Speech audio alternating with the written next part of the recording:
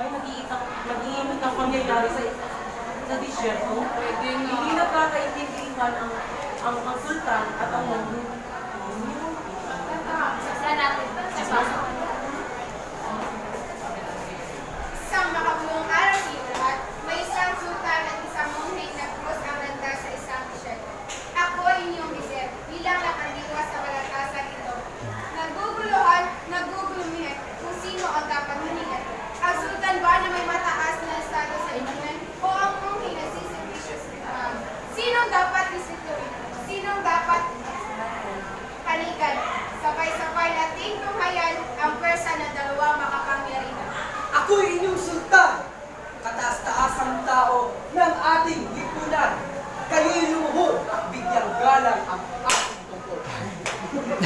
Kapag ang sanlibutan ay nasa kimpalan, hindot naman ay sa aking katawan nakababad.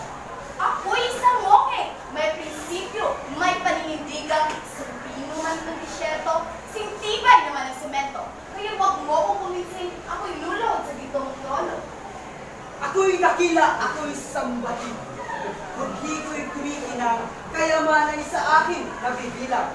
Lahat ay umupo, pati buhay nyo'y isuko. Ako'y inyong sultan, sultan ng lahat ng sultan.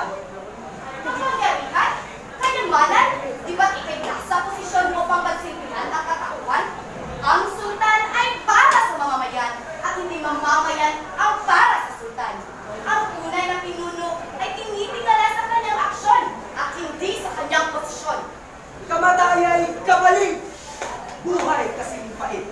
Kung sinamba mo ako, ako'y hindi magagalit. Aktalhum Jameda! Teka lang. Magigiting ba ang isang sultan dahil sa kanyang posisyon o dahil sa kanyang paninindigan? Kaming mga mamamayan ay dapat siniservisyuhan at hindi ginagawang sunod-sunuran. Ang mahusay na pinuno ay hindi niyuyukuan, kundi tinitingala sa kanyang pagtitingan.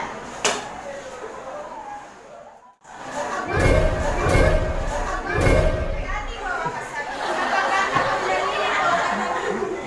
Kung sino ang aking papanigan, ang panig ba ng sultan kailangan daw dahil sa karapatan o ang panig ng munghin na dapat di natin talikuran?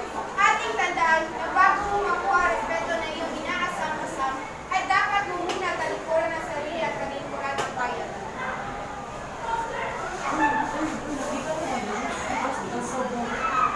Sino mo pipiliin? Ang munghin o ang sultan? Sultan.